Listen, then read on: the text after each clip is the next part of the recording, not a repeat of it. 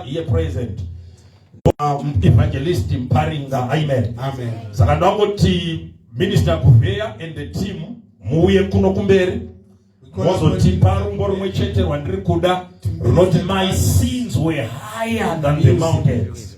Hallelujah. Amen. My sins were what? Were higher than the mountains. You can come here after Mariva Binga Wakitrace Wakanaka. Then after that, man of God. Sorry, dango kubata izakukola, but I understand. Amen. I know Timariva no Kitrace Wakanaka. Mongo tipaumanzi ngoti komborera nguva dzedu edu dzati nguva irei pati tinotenda kuti maviri matatu amunenge mapiwa nashe will bless the church. Amen. We leave the time to the men of Mariva Binga Wakitrace Wakanaka. the praise and worship. My sins were higher than the mountain when the Lord sanctified me. My sins were deeper than the ocean when the Lord sanctified me. Singing glory, hallelujah.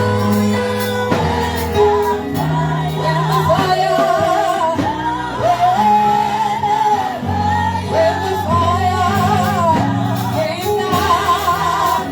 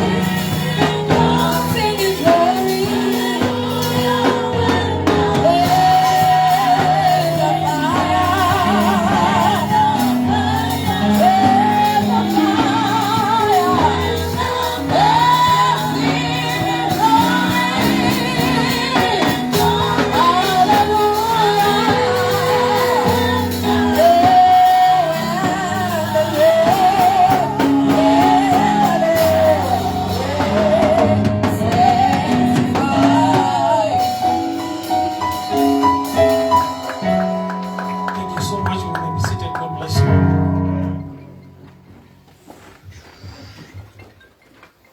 Ndinotenda Mwari zvikuru I thank the Lord a lot nekuda kwechinguva chandinacho izvezvi, for this little moment I have, so that I can share the word of God with you. Regai nditendo baba nekundipa mukana Dr. Ringson. my honor to Dr. Ringson for giving me the opportunity. Mwari vakiitire nyasha zvikuru baba. God bless you a lot. Regai ndifunde mberi kuexplain this scripture. Let me proceed with this scripture. I want you to see from the first line or from the beginning of the story that this man or this prodigal son asked his father for things. Akakumbira zvinhu kuna baba wake. Asked for things from his father. But when he came back, he was offered, he was given, he didn't ask for anything. But it was his father who clothed him, gave him shoes, and made a feast for him. So when you have a mindset of going out, you represent somebody who does not want to belong to the house, who has a mindset of begging, not belonging. Because when you belong, when you are part of the family, the father gives you. When you chose not to be part of the family, you become a beggar. Somebody, you know, as we worship, There are people who come to beg from God. God gives. But never wanopiwa. But there are people who receive Nokuti vanogara mupresence ya because Mwari. they are in the presence of God. He asked for things when he wanted to go out. But when he came back, the father gave him without asking. So, It reveals to me, kana munhu ane pfungwa dzepanze, if a person is thinking of outside things, anorelata nababa he relates to the father nenzira yekukumbira. in a way of a beggar. Remember, when he came back to his senses, that's where the problem began. When he came back to his senses, because he was not being driven by the mind of the father, but his own mindset, loaded with the guilty conscience. That's why he said, when I go back to my father, I will tell him that I sinned against you, and don't treat me me like one of your sons, but as your servant. Musanditora, semwana. Never take me as a Which son means anymore. sin, chivi, chakaita kuti ave nepfungwa yekuti handichada kuoperata mufamily.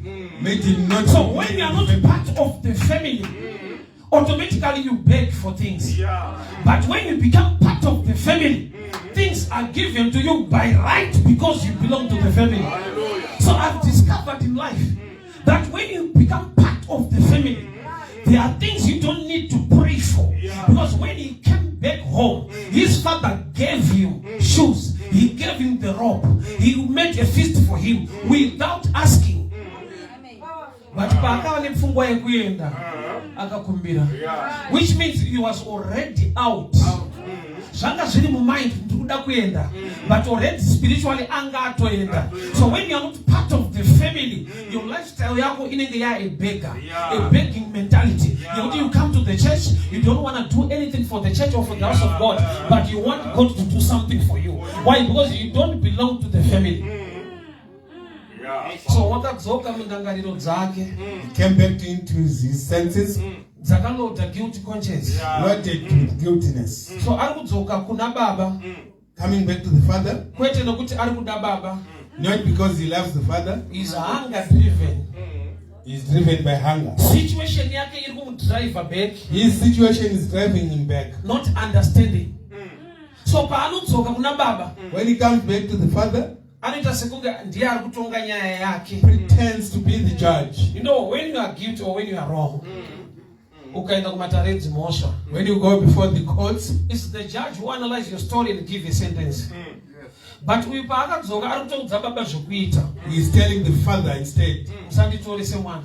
never take me as a son anymore. Chinoita kuti ave mwana What makes him a son? is the blood, It is the blood. not the character. So chaari kupotsa pano, What he is missing here, understanding the issue of the blood. he is not understanding the importance of blood. When you don't understand what the blood did for you at Calvary, you approach God as a beggar, not as a son. Powerful. Akadzoka kuna baba, He returned to the father. ndokuvati musanditore semwana. Never take me as a son anymore. Ko chiri kukuita muranda chii? What is it that makes you a servant now? Sin iri kumunyepera.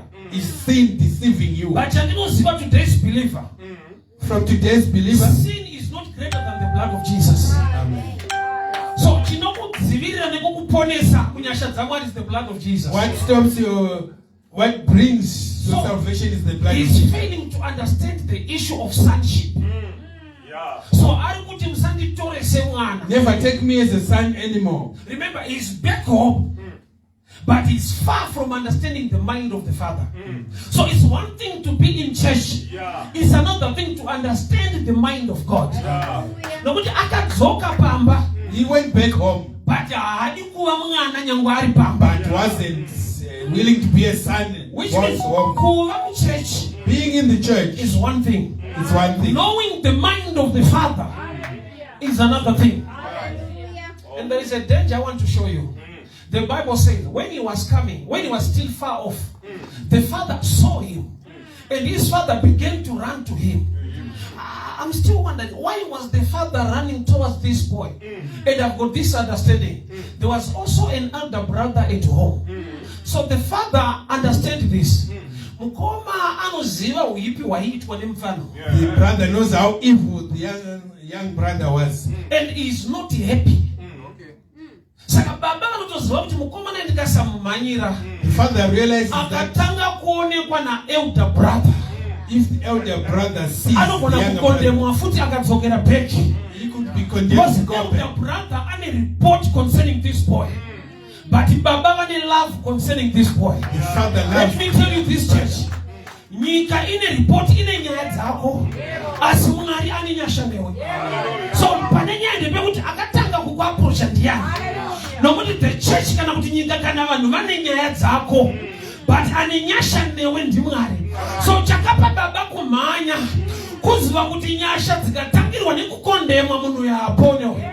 Saka uchiona kuti the elder brother paakapia on the scene, he was now speaking negatively against the other brother. He was not happy against the returning of the other brother. So the father had to run. The father had to run towards him. Because antozati akaonekwa nemumwe wake haapindi. Akaushangana nemumwe wake achaudziridzwa uipi wake wese. So nyika inoziva zvakaipa zvako, haizive zvakanaka zvako zvaunodirwa naMwari. So mukomana wakauya akasvika pamba, baba vakamumbundira. Bible rati when he saw him far off, the father ran to him. The father kissed him. Remember kuti haana kupiwa change of clothing along the way. Baba vakasvika vakasangana naye vakamumbundira. Vakafamba kuenda naye mumba. Which means there was a distance that he walked with the father while at least he was still hungry. There is a distance when he walked with the father while at least he had no shoes. So there are times that you must have this understanding. Kune mahard times ariko, but does not mean the father is not with you. There is a distance yaunofamba na father vane chikafu ioni nzara. There is a distance yaunofamba na baba vane bhutsu zvavanoda kukupa but vasati vakupa. Baba vanakumhanya nezvinhu zvaanoda. Baba vakamhanya nokuti vanomuda kuti vamuunze muzvinhu zvaanoda. Sometimes we don't value relationships, we value things, kana the profit kana zvatinogona kuwana mu relationship. So zvinoita kufamba na baba vanazvo iwe usina. Sei baba vatendera kufamba nemwana asina chinhu iwe vainazvo. Varikuda kuti adzoke mumba. So the era ya elder brother anogara pamba agare mumba. That's why akabvunza muranda kuti mumba medu munei. Varanda vanga vakuziva zviri mumba mavo iye ari pamba. Ndokubva uzwa kuti mumwe wako adzoka baba vako vari kuita pati mumba. Which means tine vanhu vepamba vasingazive zviri kuitwa mumba nababa. Why? Nokuda kwokuti vakasaziva zvinodiwa nababa nezviri kuitwa mumba, vari ready to condemn those vawawana vari muyati. So no problem yako usukondemwa panze nokuchirirwa panze mukati. Mukati mune nyaya. The prodigal son adzoka apinda mumba baba vari kufara naye. The older brother was loitering around. Ndokubva anzwa music, ndokubva anobvunza muranda mumba medu munei. There was a party going on. The father was happy with the return of this boy, but the elder brother was not. Saka nyaya ndeyekuzoti ndakabzoka kuna baba kwete kuna mukoma. Mukoma can be part of the family but is not the father. Ane zvaanogona kutaura but ndoda kuziva the real mind of the father. Problem ndeyekuti tine vakoma in the church. Tine vakoma, tine vanhu vasiri kuziva pfungwa yaMwari but vanoziva kuipa kwako. So mukomana wakadzoka kuna baba. Ndokubva atenderwa kupinda mumba nababa. But his mind yanga iri driven nehunger. Nokuti akati kumba kwababa wangu kune chingwa chiriko. Saka munguwa chinogona kutiunza kuna baba hakusi kuda baba wacho. Iwo baba vari kuda relationship. Mukomana ari kuda mabenefits, ari kuda chingwa chinobva kuna baba. The prodigal son nyangwe akadzoka pamba kuna baba anga ane wrong mindset. Nokuti aishandisa mafungiro ake asiri kutsvaga the mind of the father. Romans 12:2 inoti your mind must be renewed by the word. Which means mindset yako naturally, carnally, haigoni kuklika nekuziva the mind of the father, but you need the word of God to renew your mind. Powerful. He's condemning himself. Musanditora semwana. Saka wadzokererei pane zvekudya zviri pamba panapa. So he was still prodigal auya pamba. Now he was not prodigal in distance, he was prodigal in understanding. Saka zvinoita kuti hausi kure uri pano but uri kure mukuziva zviri pano. He is now back but with the wrong mindset. Sangari kutonganya yake Musanditore semwana nditore semuranda. Why chivi chiri kumudza kuti hauna usisina wakama na baba. Saka pakushanda uchangotitwa semuranda so. Kana uri mwana zvepamba ndezvenyu by right because you belong to the family. Kana uri muranda unopiwa salary. Why nekuda kuti uri mushandi wepo. But kana uri mwana wepo ukama hwako na baba unodarika salary kutambirwa nemuranda. So I was driven by bread. Anga inodrive vanhu kuchechi. But you need knowledge in the house of God. Who's in the mind of the Father. Uchaona kuti chawakafambira uchiti ndakafambira nyaya dzechingwa. You got something bigger and greater than bread. Muna Mwari mune zvinhu zvakakura kudarika imba kana motikari. Kungoti mindset yako kana iri diki ndo zvinhu zvakakura stereki kwauri. But kuti chakakurisa chaizvo is the grace that was the favor done at Calvary. Kuti uve internal life. Life is far much greater and better than anything you can get while you still are alive. So uchaona munhu akapinda pa serious situation anogona kutengesa imba kana motikari for him to be alive. But the value in life aienzane nezvinhu zvaunotsvaga. So mukomana wakadzoka.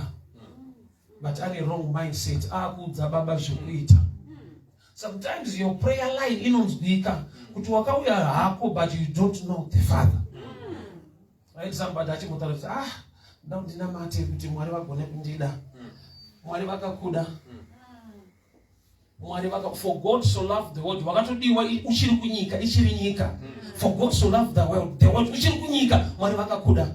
So the devil anokunyepera nekuda kwesituation yako Mwari hakude. Hauna kudiwa nokuti wakanaka. Wakadiwa naka kuti akunati. I'll repeat again. Hauna kudiwa nokuti uri right. Uri kudiwa na Mwari wacho ari right, anoita vanhu kuti vave right.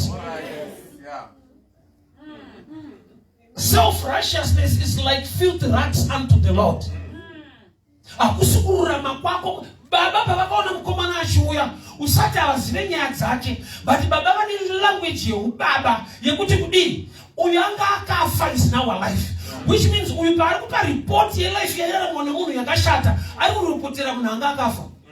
So munhu akafa haana negative report nokuti he was dead and now he is alive. Sa uyu paari kuyatudza baba kuti aizodai mari achidya nezvipfewe kudii ari kupa report yechituna. So the mind of the Father in a favor to this guy, because according to the Father he was dead. Uyu paari kuti aizodai achikanganisa baba ari kuti aiwa anga asinga existed. But now he's alive. So mukomana akabva pamba akarongedza beggar akaenda. Do you know kuti baba havana kumupa zvinhu zvake zvese mukomana paakabva pamba. Vakamupa zvaanokwanisa kutakura. Tiri wapfana taiti tikaenda kutripiso ngeCoca-Cola. Maigadzikirwa madrinks makrita kwaunonzi nwai. Saka unodzoka mindset yekuti Coca-Cola haina basa nemadrink. Munopiwa munonwa akawanda munoda. That's not true. Munoda. Munonwa munokwanisa. Ukada 5 ukaguta ne3 zvatopera. So they know the capacity yavana vadiki vauya kuchikoro. Vari vanhu 2 mukapiwa crate. Munoita mentality tapiwa crate. Hamuna kupiwa crate. Vanoziva kuti hamupedze crate saka munopiwa crate. Imoti tanwa atinoda manwa amunokwanisa capacity. Saka paakabva pamba achienda haana kutakura zvinhu zvese. Akatakura zvinotakurika. Saka tinoti akasiya mombe. Ani paakadzoka kwakwara mombe. Mombe haikwane mbeki. Because akarongedza begi achienda. Mombe haikwane mbeki. So when you go far, you limit yourself. Because baba wako wane zvizhinji. Ukagara mu presence, you get much more and better. But ukada kuenda kure, it's your capacity that determines. But kana uri pamba is the capacity of the Father who wants everything. So wachona chimwe chinotisiyanisa vamwe vari mu presence, vamwe vangori present. Vamwe vari present but kune vanooperator mu presence. Uchechi uriko zveshuwa unotouya but urimo here mu presence yake. Was being present as you know kuti you are also in his presence. Mark chapter 2. Pane murume akautakurwa neHama dzake ari chirema achonzwa muchechi. Vakatadza kupinda padoo nokuti manga makazara. They broke the roof. Vakadzikisa amai pana Jesu. uri kuona here kuti kudhoo kunogona kuzara pana Jesu pane space. Which means people were present but they were not in his presence. What surrounding yaje vakadzikisa hama yavo pana Jesu. But pana Jesu pane space. But murumu makazara. Saka chechi inogona kuzara nevanhu vasiri pana Jesu. Pana Jesu pane space. But kudhoo kwakazara mupindike. Saka unoona chechi inotozara. But muna Jesu musina munhu. No wonder chirema chida kupindwa nepadhoo apa hakuna ari kuita mwoyo murefu because havasi mu his presence. Vanhu vangori present. Saka munhu ari present mu church can do anything. But ari mu his presence anoita zvinotaura Mwari. Vanodi kunzwa tsitsi nemunhu akaremara adopindwa naye kudhoo kusvika chirema chinonzi pinda neparufu. Vanhu vari muchechi muna Jesu ari kuparidza they were just present. They were in his presence vanotakura his character which is love. Shikapaka break what we focus on pana Jesu. So the prodigal son, the most dangerous guy is the one that's not going to kure. But asingapinde mumba. Ari present but asiri mu presence ya father. Asinga reason is baba asinga farire the tail of the other brother. So zvinoita kuti vamwana vafarire iwewe but uriwe pamba ipapo. Ende muchigara mese pamba ipapo. Remember he's a brother. Ndiye aifanira kutonzwa kuti mfana wangu adzoka.